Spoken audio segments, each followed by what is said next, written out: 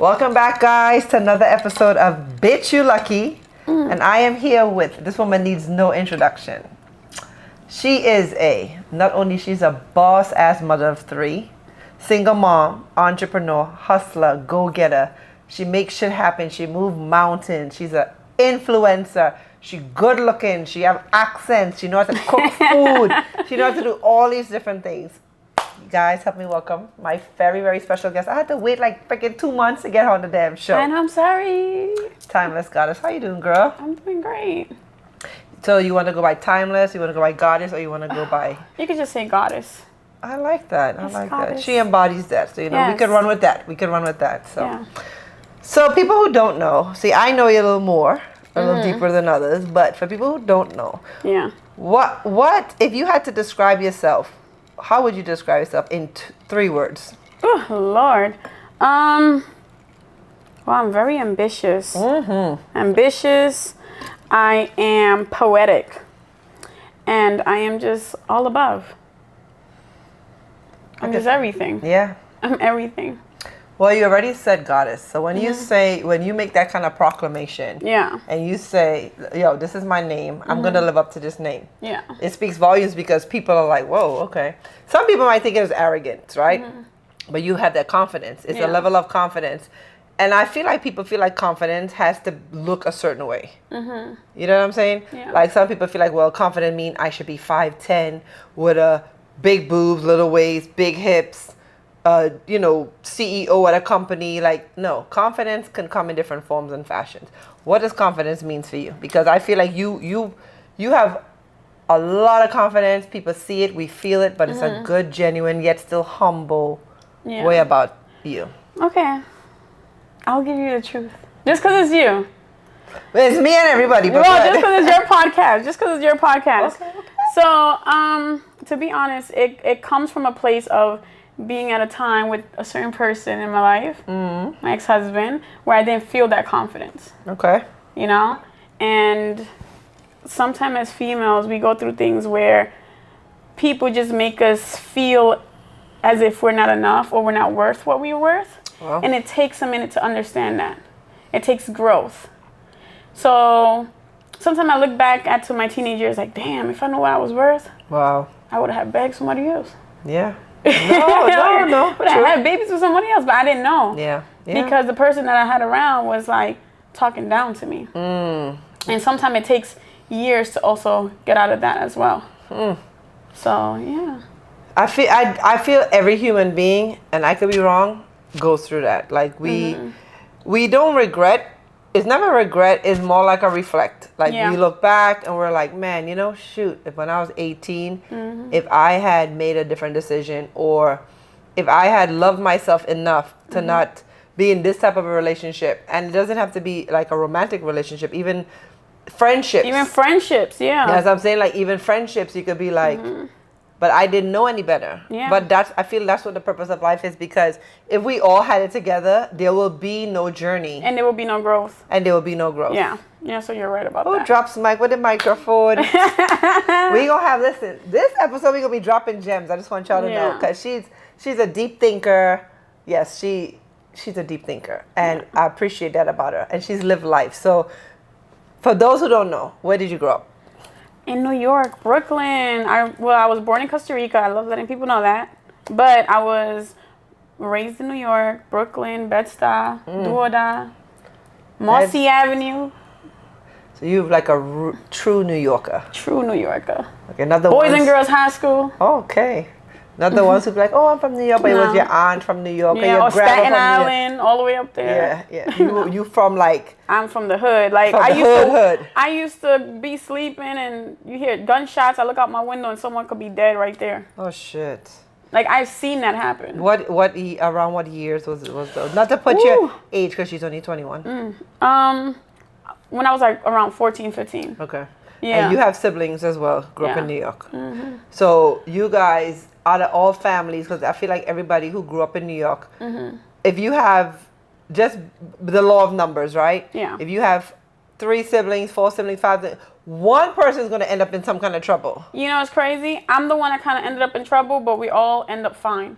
Okay. You know, Okay. like my brother's he's the youngest one, and you would think, because as a man, as Yeah. a boy, but he's 23 in the Air Force in South Korea right now. My sister, she's going to nursing school right Good for now. her. You know, so she's doing well. My other sister, she's out here. She's a manager for Ashley's Furniture.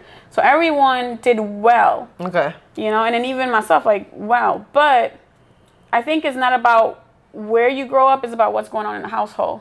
So even though it was crazy outside, drugs, I'm walking up the stairs to go in my house, but there's drug dealers. Yeah. I'm saying hi to them. But once I walk in my house, Caribbean.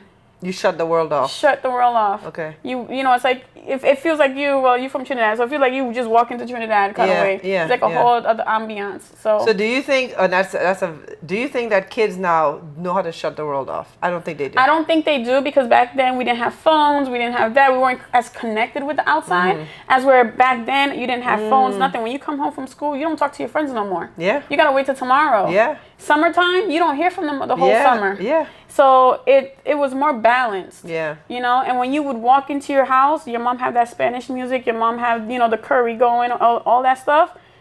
That's what you grew up with. Yeah, yeah. You didn't grow up with the people outside. Now the kids would be in the house and scrolling and seeing everything. So they get to experience everything at their fingertips. They get to experience everything, and I don't think that they need to. Yeah. I think some things need to be left unseen at a certain age. Ooh, how we could fight that one as parents, because that's a huge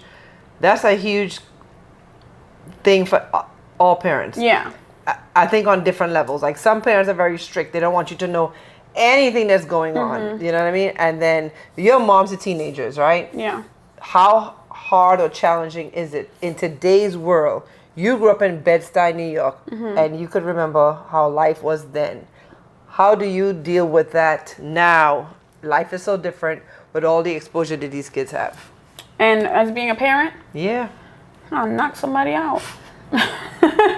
No, but That's the Caribbean in her, the influence. knock you out. No, but thank God when it comes to the girls, they also had experience where they were living in New York for a good 4 years of their life. Okay. So they also experienced New York, being there, having to, you know, little street life. They experienced it when I said, you know, being there. But as a parent, I would say what have helped was staying strict and staying true to my culture as well. When it comes to the communication, I let them see everything, as long as it's not R-rated, certain things. Yeah. But they know everything that's going on, because the type of world we live in today, you have to let them know. Yeah. You have to let them know. It's just about letting them see it with you, and then say, you see that? Don't go that route, because look what this could end up with. Yeah. And you have to just really just be hopeful and pray to God, like, hey, hope my child listens, you know, because that's the only thing we could do now. Well, I will say you have raised and still raising some amazing human beings. Thank you. Yeah. They are really like level-headed. And it's crazy because I was talking to my husband about that last night, and I said, you know, just in perspective, right? Like Caribbean parents, we're very like, not we, because I am not in the old school way of thinking as a Caribbean parent. Yeah. I'm very open. That's what I'm saying, like, I'm really open. Yeah, I'm very open. But like, if I think back to like my mom, I mean, my mom wasn't so tight up like a lot of parents. Some parents, my grandmother's chill. My grandmother didn't even belong in her generation. Yeah. Like my grandmother, we was able to see things on television, and she would be like, "Oh, cover your eye," but cover your eye, but you know, you're still peeping. You're still peeping, or they'll tell you cover your eye, we can hear it. And you're like, "What's that? What's that moaning?" Right. Ooh, you're like, "How are they doing?" You see what I'm saying? But my grandmother was like, "Oh, leave the room." She had this one thing. She said, "They head for the hills." We know, okay, Bamsi's coming out on the TV. You know what's funny? I'll let you know this. My mom, if she see this podcast, she's gonna start laughing. So when I was like 10, it was the first time I saw porno. And the type of apartment we were living in at that time, there was like this little hole. Oh boy. In my So you keep it. And something told me, like, I used to be like, why my parents keep telling me I have to like leave always at this time on this day? So I went one day and I looked through the peephole, and all I see is the TV, and all I could see is back shots, and I'm like, and what then are they pornos doing? back there was horrible, right? Yeah, and it was horrible, and I was still there looking like, ooh, what's that? Wasn't like Pornhub now. It's not. With all these, you know, lighting and all these little theatrics and editing and you know, motions. For some reason, I feel like they were watching like porno from the 70s too. Oh, for some God. reason, because her hair was big. I don't know. So the hair was big all over. All over. And it was hairy too down there. I was like, Lord, that's weird. No, but no, it's funny you say that, because I feel like even today, a lot of parents don't adjust with the times. Yeah. A lot of Caribbean parents don't. It's like they still have this way, like, no, do this. Do this. I say this. This is the way it is. Versus like, you know, and just versus that's not the way to do it, because all it does, it pushes your children away. It pushes your children. I'm not saying like to not have boundaries, but as a parent, and this is a struggle for me, where are the boundaries and where do we draw the line? Because sometimes we might be like, okay, I'm going to draw the line here with questions and answers. At this level, you're going to learn from school. I'm going to allow you to learn from the world, and I'm going to teach you this amount right here. Yeah. Where are those lines? Because it's not the same. When we were growing up, there was one line. There was one line. That's it. That was it. Yeah. Yeah. You know what I mean? So as a parent, where do you feel like, where do you draw different lines? Because you have different age groups, right? I do have, yeah. It's different age groups. So a 13-year-old may not need to be exposed to a 15-year-old. But guess what? In today's world, she may need to be. Yeah. Yeah. Well, when it comes to the girls, and you know, and also being Afro-Latina, which is something like kind of like a shaky topic, but my oldest, she's gay. She has a girlfriend. So even that, it's like everybody's like, what? Like I still have family members who question me, like, is she okay? Why are you permitting this? How is that? Because I would think in today's day and age that people would understand, especially to 2023. Yeah, with everything going on like, and everything. Come on. I'm going to be honest. In the beginning, I didn't want to accept it myself, even though I knew since she was young. I always knew. Really? A parent always knows. I knew since she was like 3, 4. Wow. Even her dad noticed. He was like, man, like, I was like, yeah. But like what was some of the like things you would notice? She was 4. You cannot put a skirt on her. Okay. You can't put pink. She wasn't playing with dolls. She would play with video games. She was punching little kids. Always wanted to play with the boys. Okay. Stuff like that. And I was like, would come home and always say she liked a girl instead of liking boys at such a young age. Okay. You know, so it's just like, okay. And then just the way she carried herself. She always carried herself in that manner. Yeah. So I just respect her and just, you know, I love her no matter what. Yes. She's intelligent, you know, honor classes, AP classes. She listens. This child has never given me any issues. So why am I going to sit here and like, you know, like, no, you can't do this. All she's doing is she just loves different. Do you feel that with her, how old is she? 15. So 15. So she came out at... Ooh, like 12. At 12, right? Yeah. But you knew as a parent. I knew as a parent. You know as a parent, right? So she comes out at 12 and now you're Afro-Latina. Your background, your parents are Costa Rican. You have Jamaican influence in there. Yeah. You know, you grew up around Caribbean people. You grew up in New York. In New York, Bed-Stuy is a lot of Caribbean people. Like we come from Trinidad, Jamaica, Barbados, all the different islands, and we all went to the same street. I don't understand. Like we all went to the same school. That's crazy. I think New York City, when we left Trinidad, we did end up in Saratoga, Brooklyn. Of my mom's friend, we used her address. I can't say her name because, I mean, she's older now, but I don't want to cause no problems. Shut up, Miss Bernadette. Miss Bernadette hooked us up. We got into school because, you know, back then, like, you had to use, like, an address and, you know, the whole shit. Like, that's a whole nother conversation. I don't think that anybody who was born and raised in this country, matter of fact, anybody who was born in this country, be very, very grateful just for having a piece of paper and a birth certificate that said he was born in the USA. Exactly. Period. Because y'all don't even understand the lengths of things people go through to go to school, to get a job, to fake your identity because they're trying to go to school or get a job. It's a whole nother conversation, but yeah. Yeah. I was going to add to that, but... No, go ahead, add to it. I would say, because like when I got arrested, I was on flight risk. Even though I've been here since I'm 4, they put me on flight. Like, where am I flying to? I don't even know Costa Rica like that.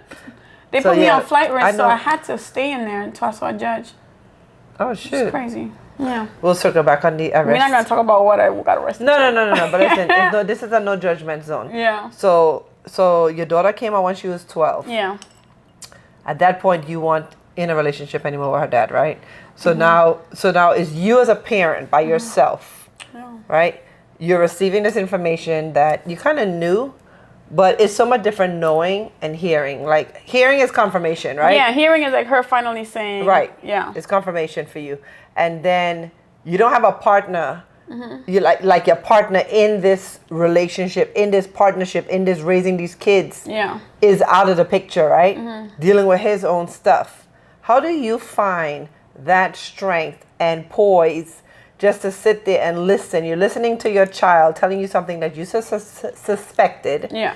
You may not have want to heard it, but you heard it because you love her. And you're going to accept her and love her unconditionally, right? Because that's our purpose as mothers, to love our kids unconditionally, even though they don't deserve it half the time, and again, we damn those. But anyway. All the time. All the damn time. But you have to receive this and process this by yourself. Yeah. What was that moment for you when you had to when you found that out? To be honest, it was a sense of release, especially since she told me since she was 12. I actually was hoping that she told me while she was early on in life. There's so many kids who hide behind it for years while they're going to adulthood. And I felt like, okay, if she tells me while she's young, and she could confirm me while she's young, I could help her through it better.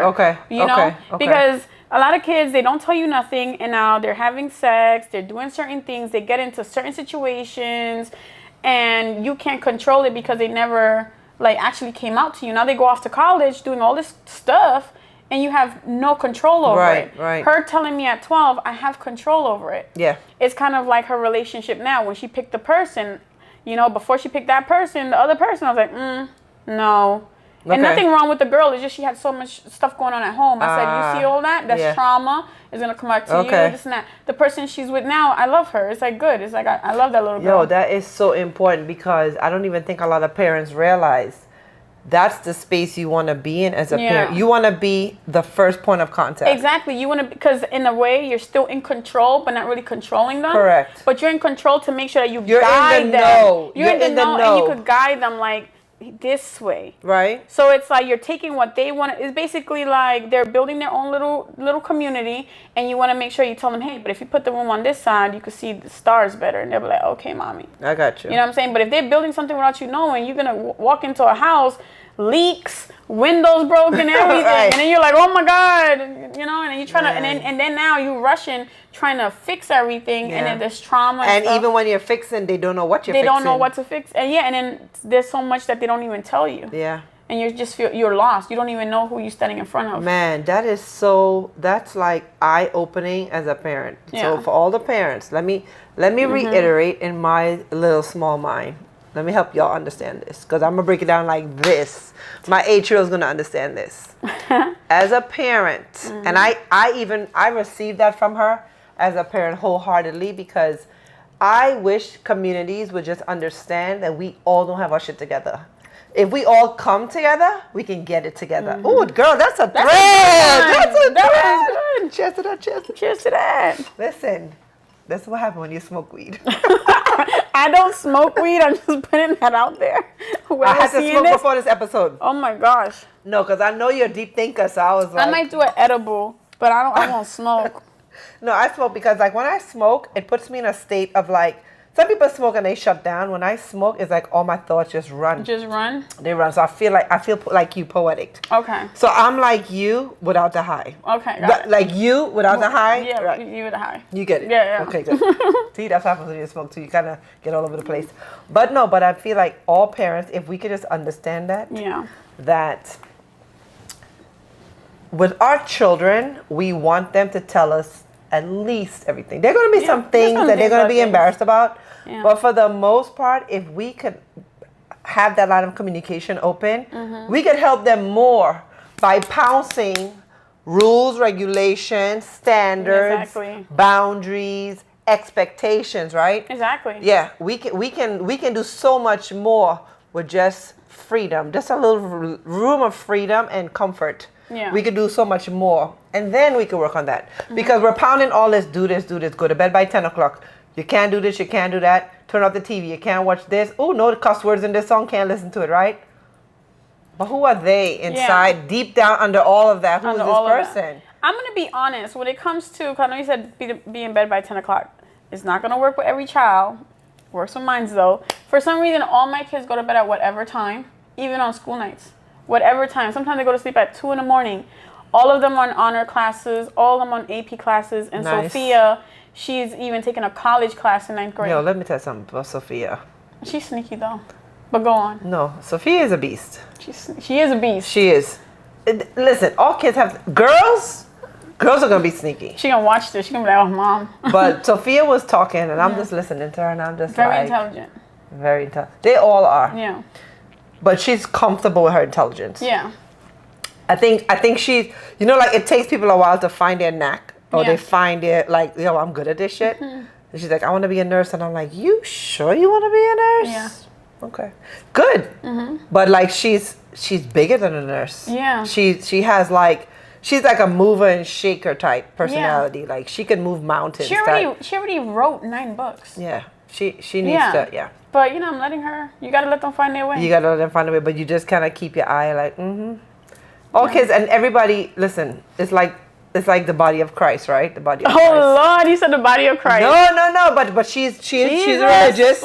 She's religious. She's very religious. She was doing a Bible study. She has a Bible study. Yes. Yeah. She wasn't playing. She did her Bible study. And she everything. got that from a person that I Can I? Girl, talk. From my husband, I guess, if that's what we're gonna call him.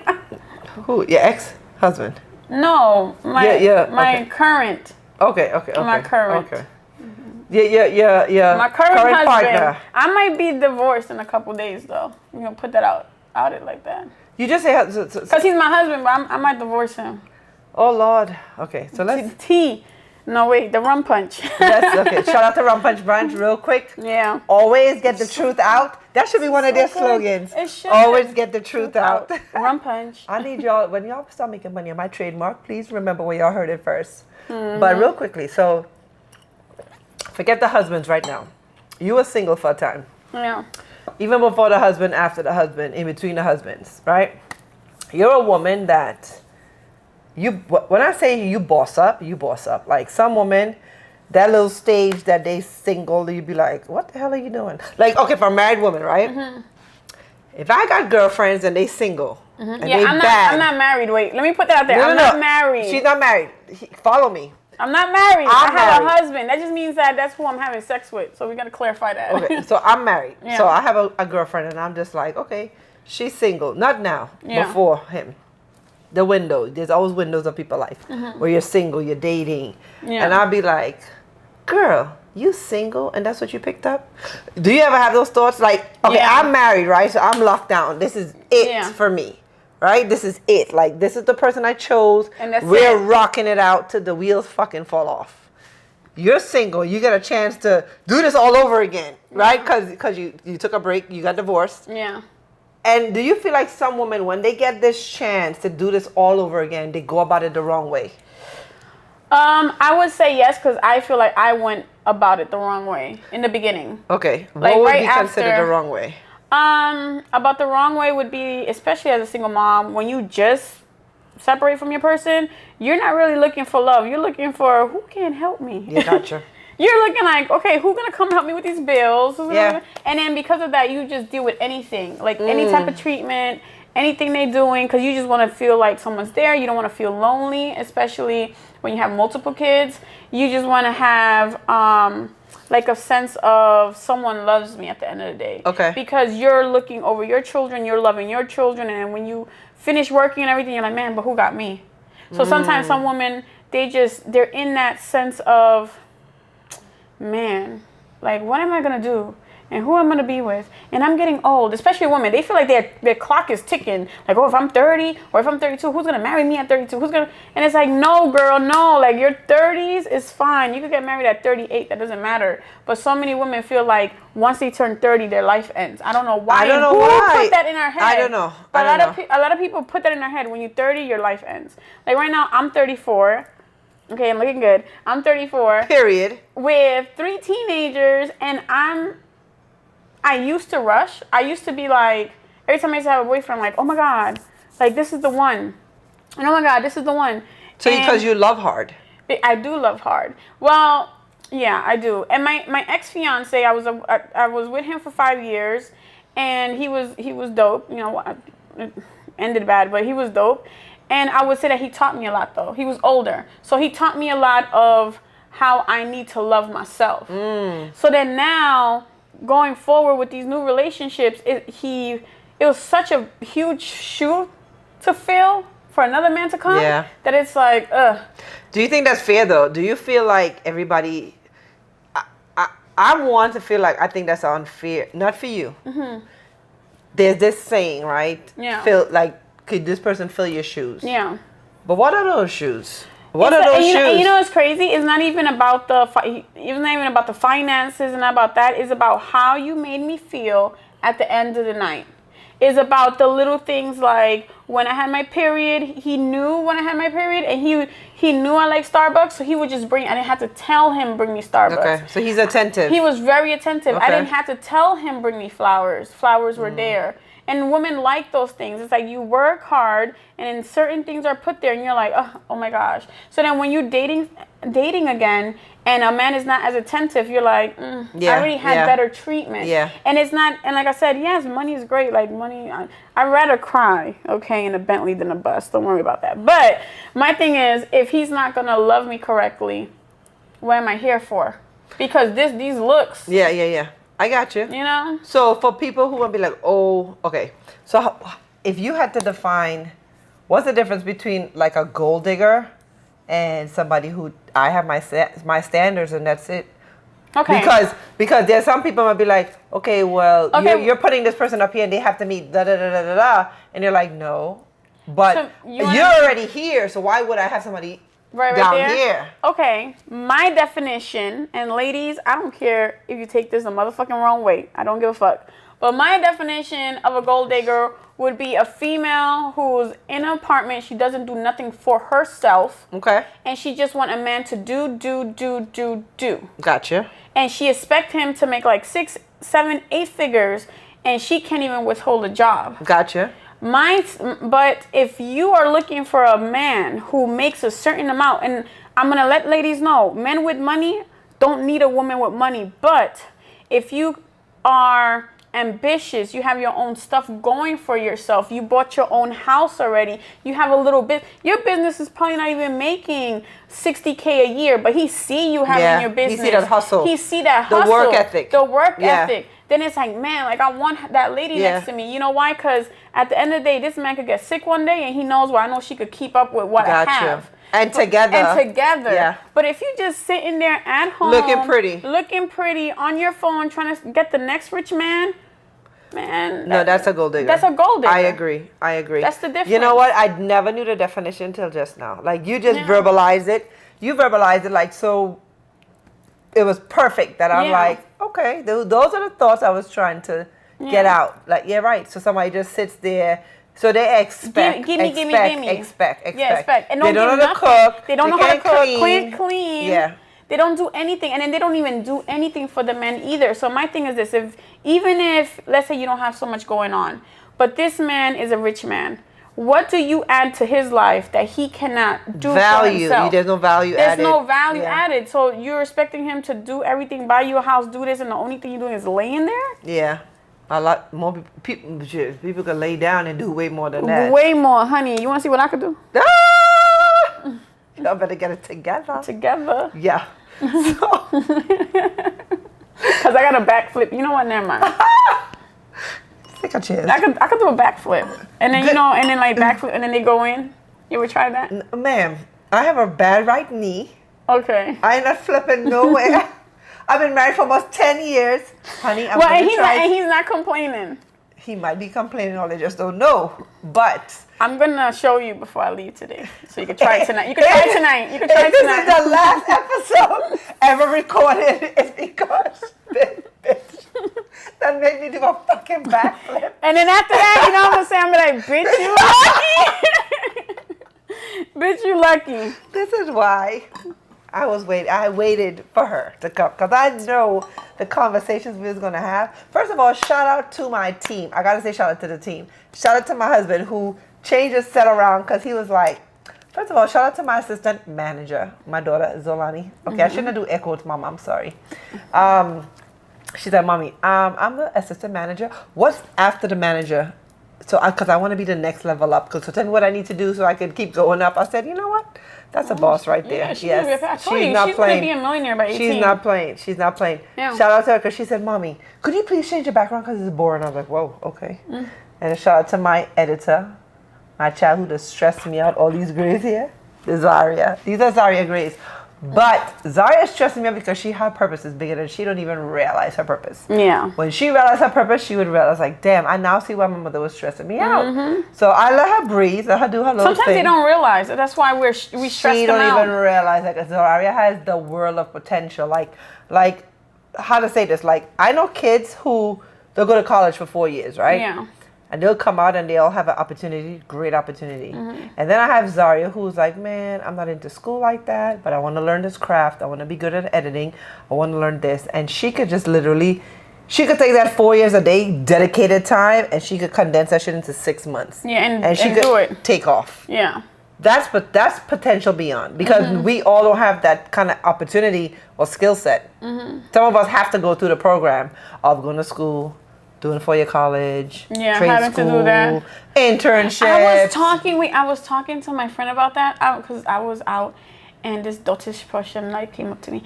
But I was like... Dotish, a.k.a. dotish means stupid, dumb, retarded. I was married to a Trini man. I just want you know. But... yeah, they's Trini all right. Because they love some curry chicken. So... We were talking about how there's a lot of people who are book smart, but they're so freaking dumb. Like, so dumb. No common sense. No common sense with anything about life, day-to-day things, and you just, like, looking at these people like, dude, really? And you want to make sure your children are set for life. And that's what you were talking about. Usually those people who have their kids locked up, they have just book smart, but don't common sense. Don't even know how to pump gas. Don't even know the difference between regular gas and diesel. Nothing. Don't know how to open a checking account. Nothing. Let me circle back on that because that's a big conversation with parents. I'm gonna say, and with all this technology, I just want to say, these kids are moving very slow because they have the world in their hand and they're not doing nothing with it. Whose fault do you think that is? Parents. The parents. Yeah. It's the parents' fault. Yeah. I feel that parents use technology as a crutch. Yeah. To stop parenting. Definitely. I don't see parents no more. I see babysitters. Right? There's a lot of babysitters. Like, oh, you can find that online?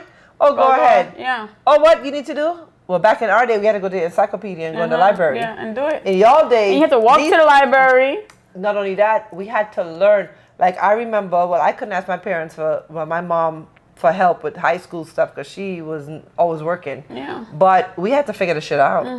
They figure it out and they find different ways to figure it out. Sometimes they ask a friend, cheat sheets. They got all kind of, they have apps to find all the answers and they will never have to know how to figure out that problem. Oh, you know what? Last year, when was it? Was it last year? 2021. So that means Shariah was 14 at that time. Was the first time my girls got cell phones. Oh, wow. I waited till they were teenagers. That's good. To actually, like, they have iPads and like little things. Yeah. But to have like a cell phone, and I see a lot of kids now, they're like 6 with a cell phone. Yeah. I mean, Zolani has a phone at 8. And to be honest, when we got it, there was some promotion. It was giving away XR. And I was like, yeah, well, she could get one for when she gets older. But Zolani is way beyond her years. Yeah, but that's what I was going to say. But there's a lot of parents who, they, like you said, they're trying to skip parenting. And they just be like, here. You see the parent, you see the kid going, mommy. And then they be like, here, take it. Yeah. And then just put them on Coco Melon or whatever. And they're not even parenting. And the kid is just like this. No, you're right. So then that's where, as parents, we have to find that balance. So So like with Zolani, with her, she has her phone, and I can tell, like, we put the screen time on, the password, all of that. And now school's starting back, they're gonna shut that shit off because it's a 24/7 job being a parent. Even in your sleep, when you're laying down, you're still parenting because you are strategizing, you are thinking about what went wrong or right that day. And what ways you can self-correct. Exactly. Right? You're thinking about shit, like me and Zaria. We had an argument, right? and I'm laying in the bed like, this damn girl don't listen. Well, it's always her fault, right? Because that's, it's always their fault. But, I think... That's what we think. That's what we think, right? But then I lay down, I'm like, okay, I could approach this differently. I could have done this differently. I could have done this. Okay, I see her point. Okay, tomorrow I'll readdress it. So there's never really, when you're a parent, there's so much sacrifice. If you're doing parenting right, it is hard. Yeah. Period. If parenting is easy for you, you're not doing it right. You ain't doing shit. You're not doing it right. Yeah. No, for real. Yeah. And you have great kids. Yeah. It's still hard. And it's still hard. Like Shariah, I'm going to tell you what the only thing Shariah is bad with, her phone. So I had bought her iPhone. In less than 5 months, she broke it. Then I had to buy her another one. No, she lost the first one. Then the second one, she broke it at the gym. So she's been without a phone for a year and a half. I'm like, I'm not buying you another one. Because now you're going to feel the consequence of not taking care of your stuff. So mind you, that's $2,000 I spent. Yeah. $1,000 on each phone with taxes and everything. That's $2,000. So I was like, nope, you're not getting a phone again. Now comes Sophia. She does some mess. I'm not gonna spill my child's tea, but she did some mess.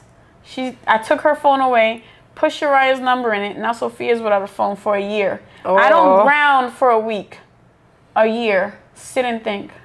That's a long time. It depends on the level. It's like a sentence. It depends on the level of what they did.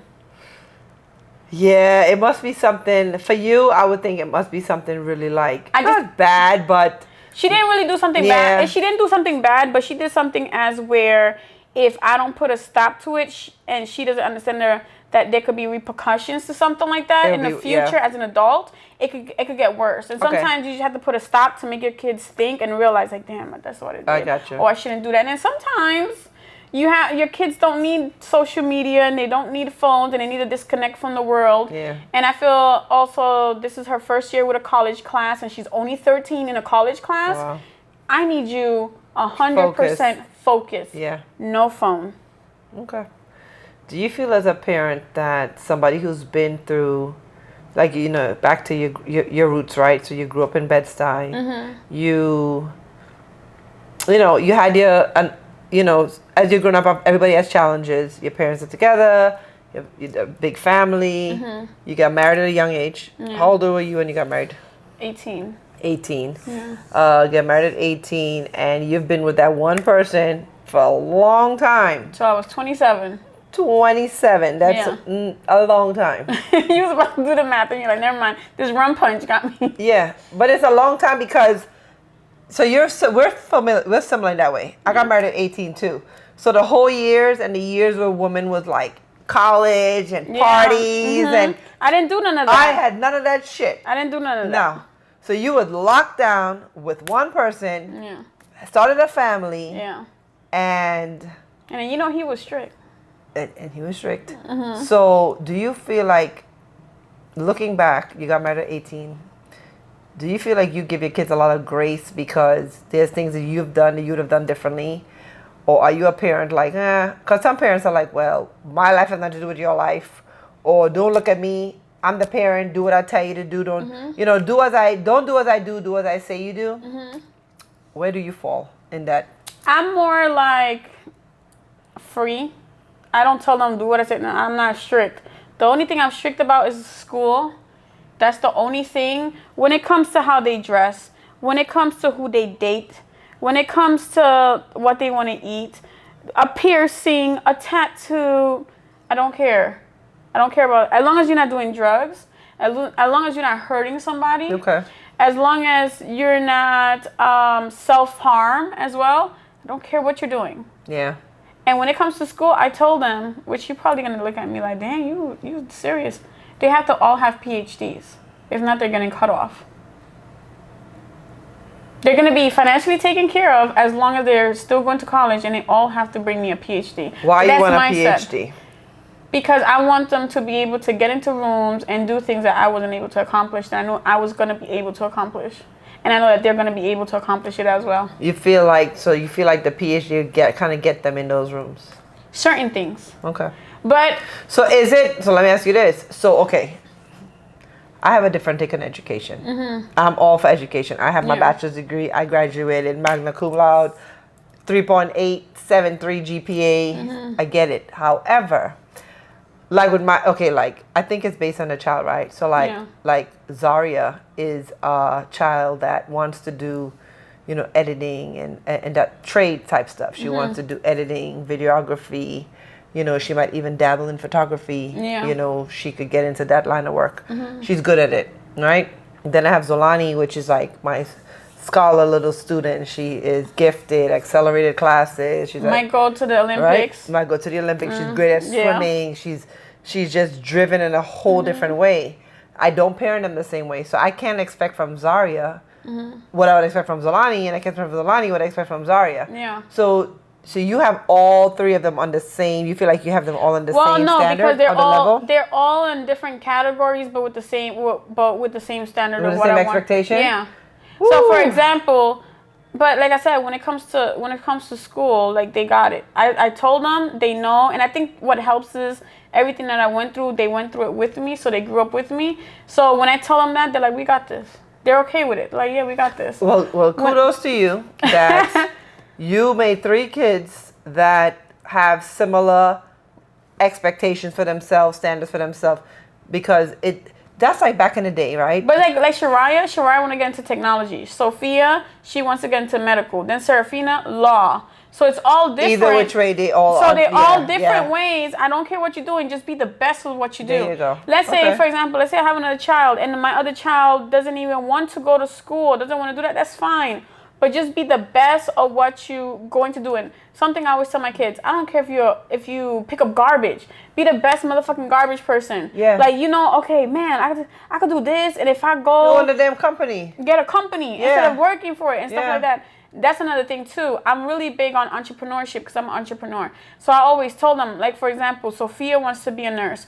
I told her, okay, when you get to a certain point, figure out and learn, because I don't know nothing about nursing. But when she's in that field, I told her, find something that's needed and get a business off of that. Okay. Whether it's scrubs, whether it's shoes, whether it's something that you see that nurses are always looking for, open a business off of that. That's what's up. You know, the same thing with Serafina. And I feel like we have to encourage our kids to do more. Yes. And not just say, oh, I just clocked into work and that's it. No, That's it. do more, especially in the life that we're living now. 401ks don't mean shit no more. They sure don't. Don't mean nothing. I've been cash mine out. Yeah, that's what I'm saying. They don't mean nothing. Big cash and money. everything is getting more expensive. Now, the reason why I say I told the girls like they have to get PhDs is for the fact that they're going to live with... I have girls. So I think, my opinion, I think when you have girls, why should they move out at all? Especially me right now being single. If I'm not married and my kids are in college, they don't got to leave my house. Stay here. Yeah. This is a paid off house that I already worked for. Yeah. Stay here, go to college, pay your stuff, enjoy your life. Yeah. You know, and just be calm. But a lot of parents, once you turn 18, they want to kick you out and they expect you to be grown. You could be grown, you could be mature, and you could also be who you are and be in the same house. And that's how you actually build, like, you actually build a family empire. You break generational curses. Because now your child could live in your house, buy a property, rent that property, still live in your house. By the time they get married, now they could go buy the next property. Their next property is getting paid by the first property. You put everything in a trust. And if their husband leave, sir, you thought you were going to get some of this money? No, the hell you not. See why I waited 2 months to get her ass on this podcast. That's what people don't understand, and it's just so many levels that could go into that because, like I said, entrepreneur. But I think that when it comes to our kids, especially in the Caribbean community, especially in the Latino community, we come to this country, and some of our kids forget how hard it was for our parents to get in here, the sacrifices that they made, and our kids should be doing way better than we are. That's true. They're supposed to come in here and take over. Yeah. Because they have more opportunity. They have way more opportunities. Yeah. Do you feel that's like I can speak on this personally because I throw that at like Zaria a lot. I like, in our conversations, I'll throw like, you don't understand what Nama had to do. The kind of job she did, like, you know, the menial jobs she did and the struggle. I remember that she was working at a restaurant. They had told me she had worked with Nari. They were working at a restaurant. Listen, let me tell you something. My mother... I'm spilling family tea. Shout out to my mother. Spilling family tea. Shout out to my stepfather. Let me tell you something. Yeah, Nari is good. Nari is the best. Listen. Which that's my That would be your Well, ex-father-in-law. What would you say, father-in-law? Because I have the kids.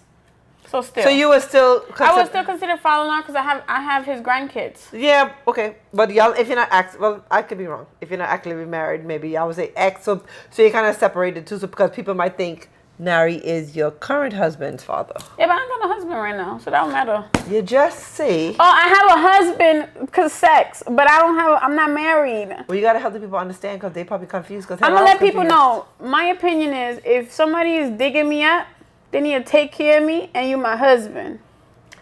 If not, don't touch me. I'm single. Don't be digging me up. Digging me up. Zaria, please catch this really right. Digging me up means you cannot be laying up with me, all up inside of me, doing whatever you want with me. For the free. For free. And when I say for free, it doesn't only have to be money. Like, I have a house. Like, you see my light is broken. Yeah. Like, come fix it. You always cooking. You're always cooking. So I'm cooking. sure he eating good. He definitely eating good. Come on now. So, yeah. You know what? You better wash them dishes when I'm done. People, and I think that's where education is needed with the in-between, because it's either black or white. It's like, oh, I'm a gold digger or I'm not. None of anything she said is gold diggish. No. These are standards. It is standards. It's basic standards. For yourself. You know, I'm going to say this. I hope he don't kill me, but I'm not saying his name. Either way, we're going to make sure he don't watch it. I'm going to send it to him so he could watch it, so he could hear me. He probably would listen to the podcast. But no, so... Girl, vent. Get it off your chest. So this is how I feel. If I am independent, I pay all of my house bills. I pay everything. The girls are taken care of. Everything. Groceries. I don't need a view for nothing. Mm-hmm. But I want something. And you're my man. And I cook for you. And I take care of you. And I massage you. And I make your day easier. Listening to you about your problems, your needs, and this. And being that softness in your life. Ooh. And when I say I need my nails done, I need my hair done, I want some new sneakers, why can't you provide that for me if I'm telling you stuff that I want, but I'm already covering my needs? Okay. So clearly it's showing you I don't need you in my life. I just want you. Okay. So some men don't get that, and that's just basic needs. Bitch! We were damn lucky to get away at all.